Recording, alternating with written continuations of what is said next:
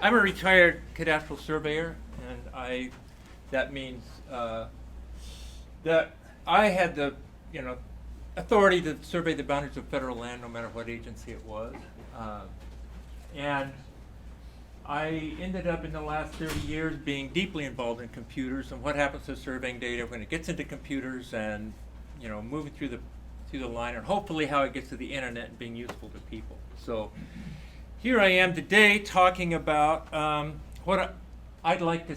I really believe I have something that would really help QGIS move forward, be relevant, more relevant than it is.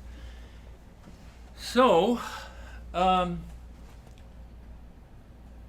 I feel like I'm bringing some things to the table, and other things maybe I could be helped with. So we'll get to that later. But what I wanted to do is move along with this presentation. This is real data. I was panning through QGIS. It took me maybe 5 minutes to find a situation where a parcel line runs right through a building. People who work with parcels know about this. So in this, you could see these people who have their driveway into there. So that house probably belongs to that parcel, and you'd probably first decide, well, do they belong to the parcel on the other side, and why isn't that line on the fence line? And you start having these questions. And if these people really don't own that property, then you start wondering, like getting excited about, maybe we should call a bulldozer and clear this field here, move that house off. But before you do that, you might start to think that maybe what you're seeing here isn't the reflection of physical reality, okay? You might think maybe the raster's wrong, or maybe this line got wrong. And the reason these things don't line up is because they come from different sources. Now, it's easy for us to know where the source of raster data comes from, remote sensing. But when you talk about parcel data, I'll tell you a secret. Parcel lines, the line between parcels, has no width in concept, right? It doesn't physically exist. And, it's kind of an imaginary line that goes from a parcel corner. But if you think, okay, there's monuments, we got monuments. And if you were actually looking at a survey monument, the actual exact center of that monument is where that parcel line comes in. But the point that we're talking about has no dimension. It actually doesn't exist. So there's a difference between what's actually physical, which is the monument, and the imaginary center of that point. So I just say that not to be nitpicking, but just to help everybody with how you think about these things. Because it's easy to get fooled about what you're actually looking at.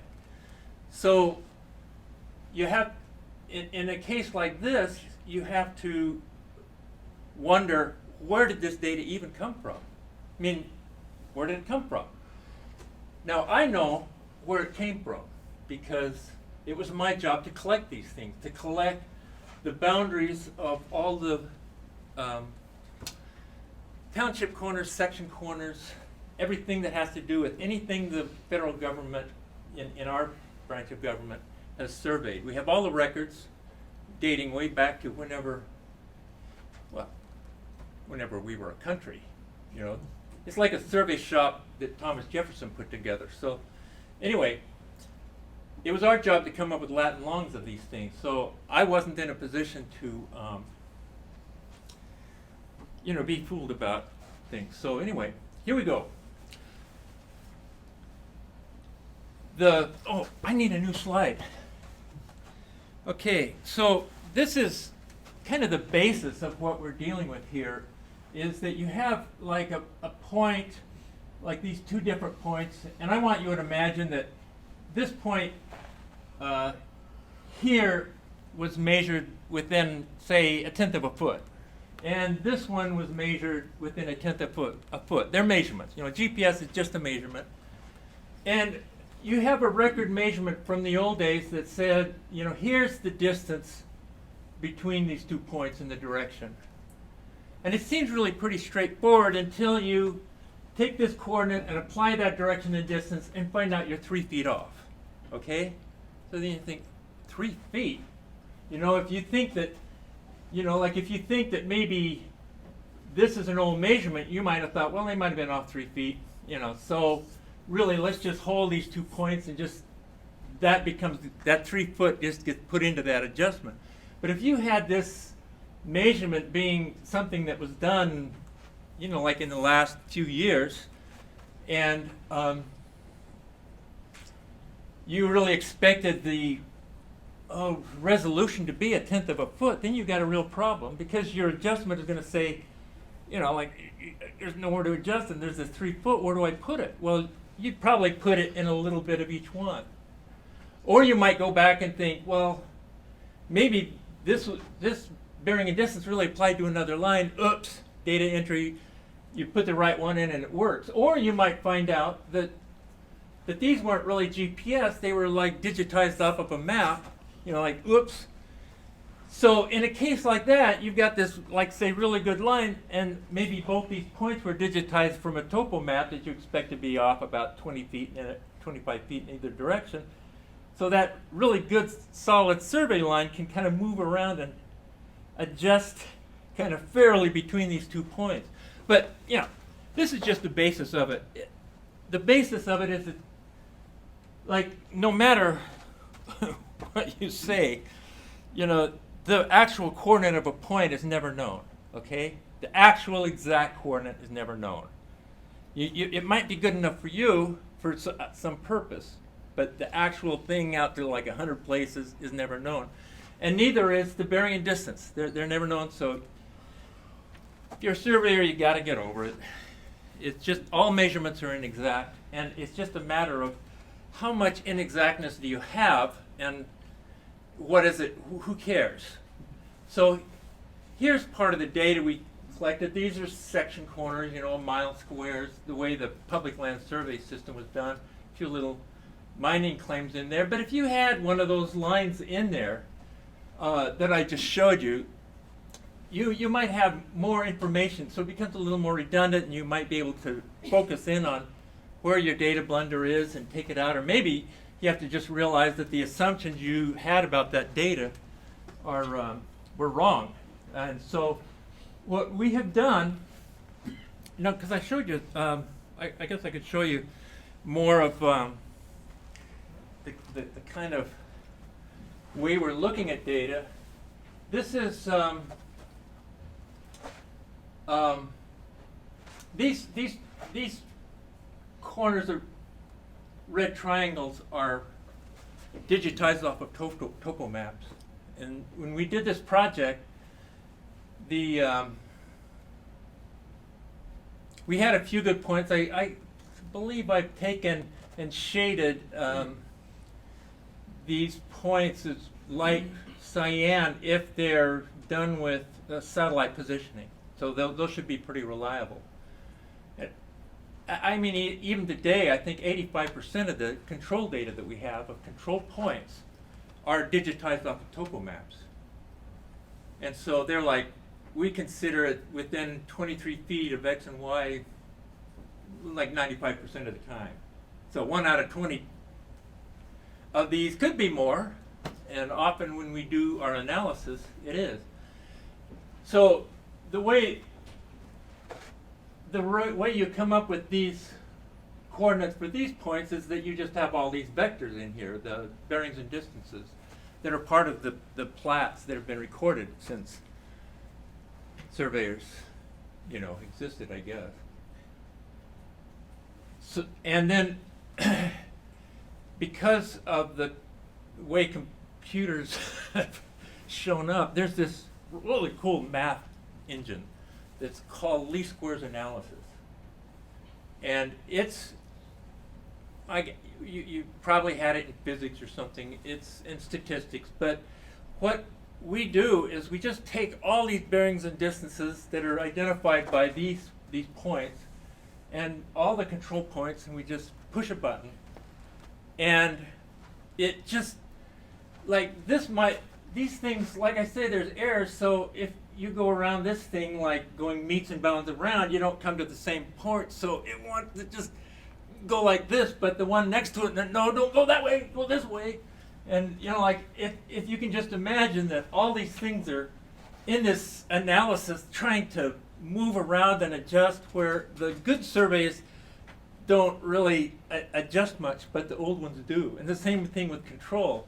You know, in an adjustment and analysis of this, that GPS point would probably just stay right where it is.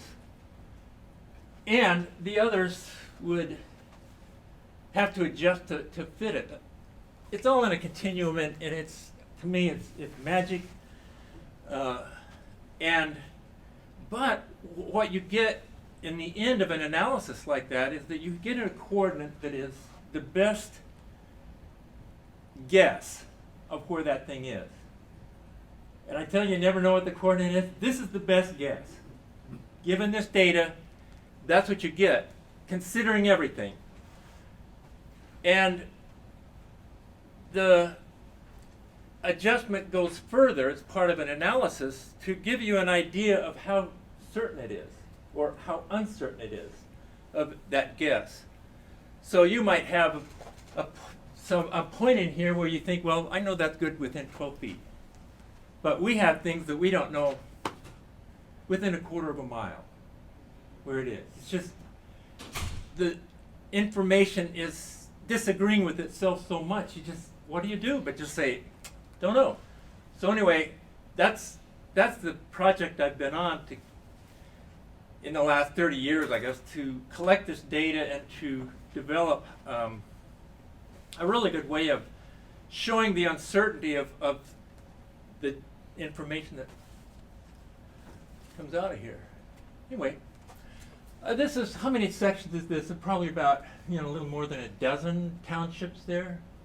And when we do adjustments, we'll stick, like 70 or 80 townships in.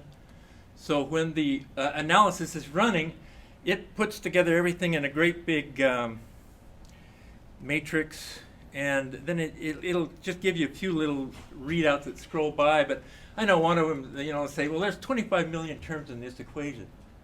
So don't expect anybody before computers to be using this kind of stuff.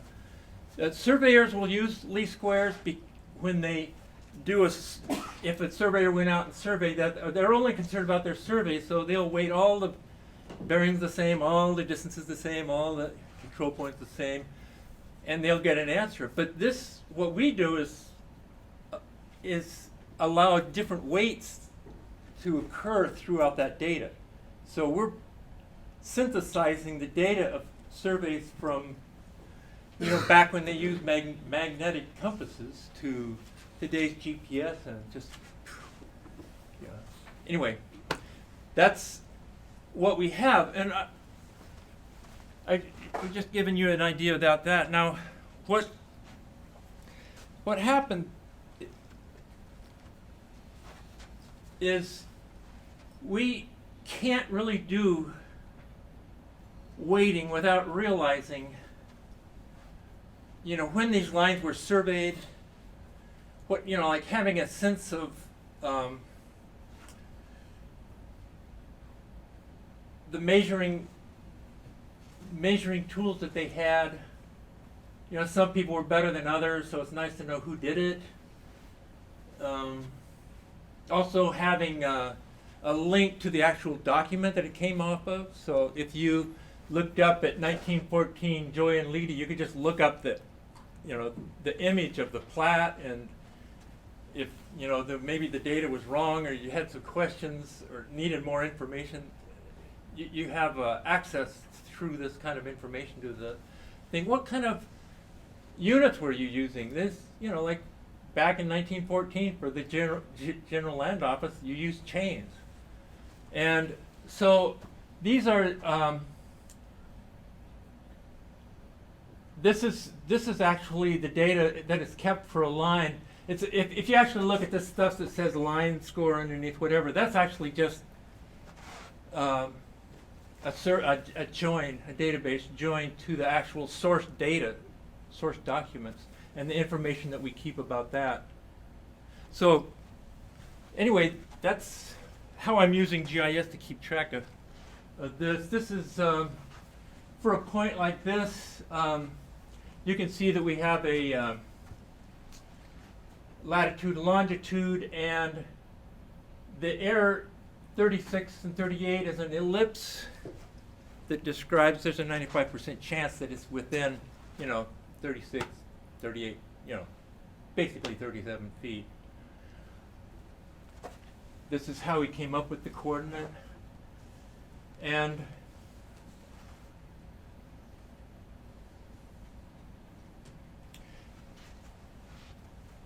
so I came up, if you were to be looking at this data and wondering about that house and wondering, like over here it says it's off by 37 feet, I guess. If you zoomed in on that house, you can't really see that information. So instead of juggling around like that, that's the 95% chance, if you were actually to go out there near Espanola, New Mexico, find that corner, there's 95% chance that it's going to be in that circle, but that could, 1 in 20 chance it could be out. And so my idea back in the late 80s, to help visualize how uncertain this is to just draw these lines. It's like a buffer that around the lines that would be tangent to these uncertainty lines, and to be, like it might taper into another point over there, but at least when you're zoomed in and kind of pawing around, at least you're going to know that you're in an area that, this line could be anywhere in that. It could be outside that, but pretty good chance that that line is going to be in there. So if you were, deciding whether to take the bulldozer out or not, then you probably wouldn't bulldoze, that house out of, because, it's really probably they're probably fine. Their property line probably is right along that fence line. So I'm just trying to emphasize how important it is to know how sure you can be about this, and also how to make it better, because it seems like real obvious that you could, if it was important, send somebody out to look for that point, get a measurement on it. It might be that you could just go into records and find more records where more recent surveyors have come in and done work there. So the idea is to keep improving that data so that it gets closer and closer and closer to representing physical reality, and be more useful for the kind of decisions that people have to make. Because you could say, well, a city planner might just say, I don't care about that 30 feet. I mean, we're just rezoning an area. We don't care. Appraisers might. But if you were like someone who's trying to figure out if an underground electric line goes through that area, or call before you dig, or in any kind of facility management stuff, or just anything that has to do with the difference between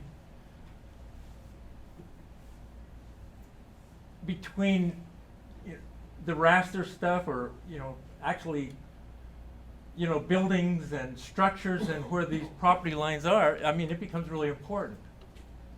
And it's all relative too, because a lot of it has to do with land value and everything, but this is, without knowing what that is, it's hard to make good decisions. So yeah, it's important to have a way of bringing this data in.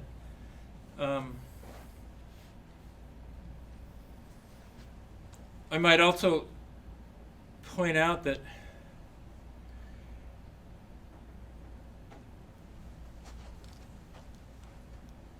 in the public land survey system, there's a lot of,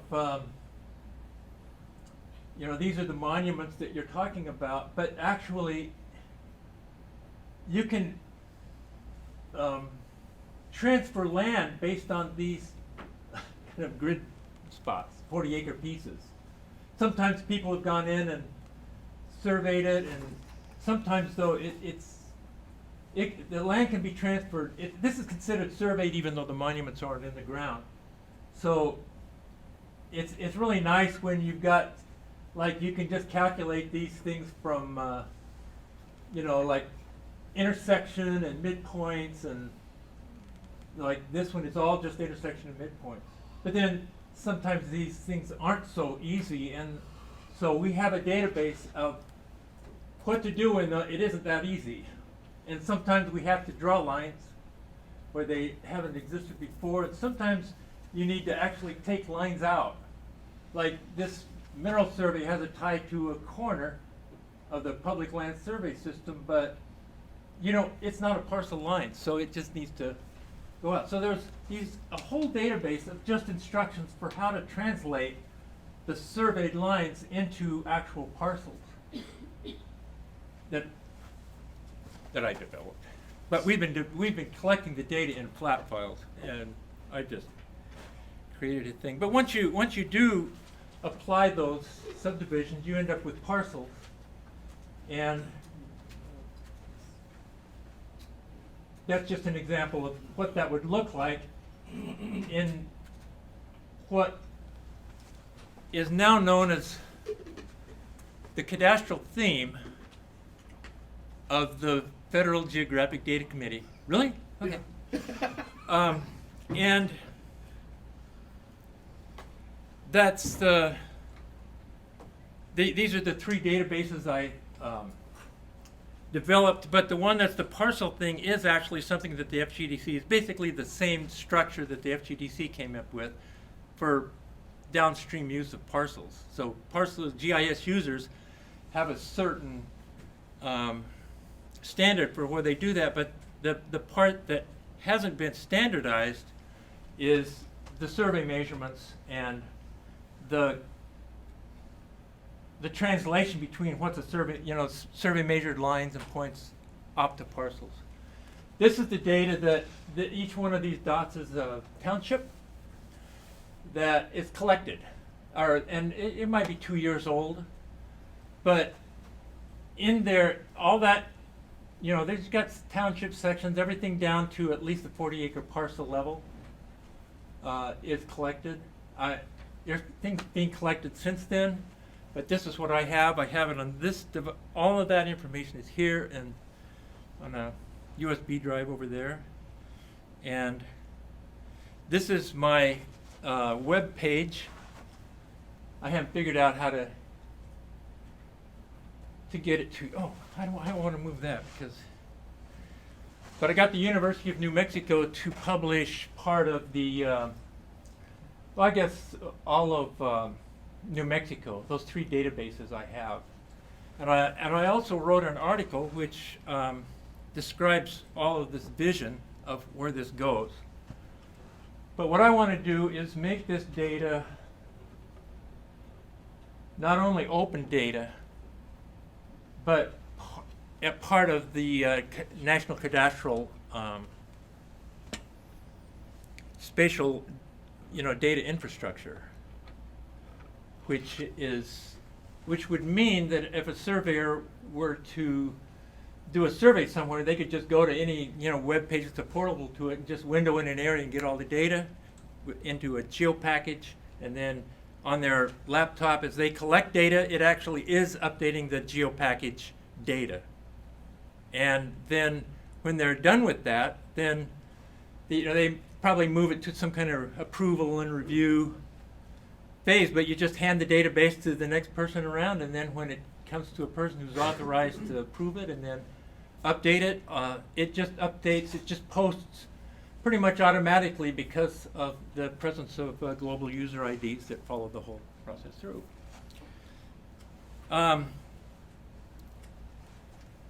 Boy, there's a lot to say about this. There's the idea to build the actual cadastral theme of the National Spatial National Spatial Data Infrastructure. It really came out of an idea called the multi-purpose cadaster, which was a term invented and put through to Congress in 1980, and it has never come to fruition.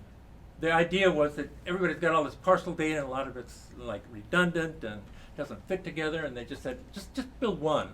Everybody concentrated on one, and then a few years later they came up with a document that said, we don't really mean it has to be all in one place, but through standards, every county, every agency and everything can publish the land that they control, and then it would be virtually centralized. And so my hope is to find somebody who could publish this data that I have here, or just a piece of it, so that I could build a tools to demonstrate how you can just build a little polygon, suck the data out of, what's basically PostGIS, or whatever database you're using, and then in that fourth database, which is it's a specialized editing environment in GeoPackage, you could just add more information and then do that least square analysis on it and just push it back out. Anyway, it would make it simpler, and the reason surveyors don't get interested in this is because it's made very complicated. But if you did have standards, a national standard, and really, had software reading and writing to that standard, then it would make this kind of stuff easy. I mean, this has got, like, who knows how many counties we got, like 5,000 that are each doing their own thing. And cities and everything, it adds up. Anyway, this is basically what the FGDC's come up with in pink.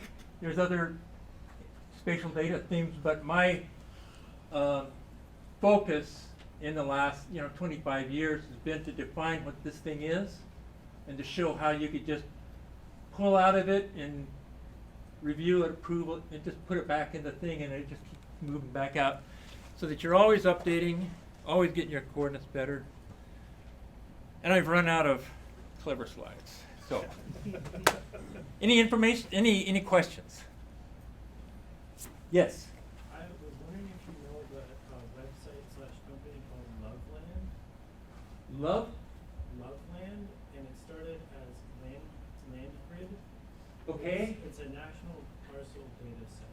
It's a company that I think sells this as a service to municipal governments or something. And it started as a light mapping project in Detroit. Okay. That's about what I know about So, it. But it seemed related to this. I would recommend looking it up. I haven't. I do know of a lot of different people who do actually have I mean, there's a huge amount of parcel data, but whether it's collected to the kind of thing I think it should be, I don't know. See, I don't, like, if you gave me their data, I'd just think, well, where'd it come from? I mean, is this like make-believe? It's hard enough when you really do have the plots and the information and everything to make sense out of all this stuff. So, to me, I would say, like, I'd like to actually forward that article that I wrote. I wrote an article in a professional, like, peer-reviewed journal called Surveying and Land Information Services, and it got published a year ago last May. Yeah, and I gave you, I guess, a PDF. Yeah. Yeah, and if you could just forward it, if you're not interested, obviously you like me, just like scroll by the things you're not interested in. But if you are, then it really goes into detail about what I'm talking about here, about standards and how surveyors can be brought into this picture. So It's a tough thing. Like, so I've got a couple forestry clients, and no joke, day before yesterday, they just finished a clear cut up in Knoxville. Cleaned the whole thing off. Guess what happened? Somebody came over. Land. Huh? I said it's not their land. Well, there was a discrepancy of about 100 feet. yeah, And they cleaned off the trees, and so the landowner next door is going, hey, these are my trees. They weren't. We think that the survey was wrong, and this guy has thought for 50 years that he owned this piece of land. It's just got completely chopped off. Yep. And it's always an interesting fight with, who owns what legally at that point. I mean, Right. if you're using, especially, I deal with this stuff all the time, and it's maddening. And whether you're doing an ARC or QGIS, there's a couple of plugins in QGIS that let you do parcel measurements and parcel that information. But man, it scares me to death because they're going nuts, man. Chainsaw, bulldozer. You have to remember that when you look at raster pictures, the earth is curved. Yeah. Yeah. Lines So, don't line up. cool. Yeah, things are like that. So I have ideas about how to do it in QGIS. I have a Fortran code that is the least square adjustment of great importance. I don't own it. It belongs either to a professor of mathematics and surveying in the University of Maine, or it belongs to the University of Maine. I don't know. It's really a part. The source code was a deliverable to us, and I have it. It's written in Fortran 77, and I'm trying to get it to where it can work with Python ports, or what do you call it, to databases and stuff. And I just, but we should not support it in 77. But anyway. Any other questions? No? Yeah? Cool. Okay. So We're good.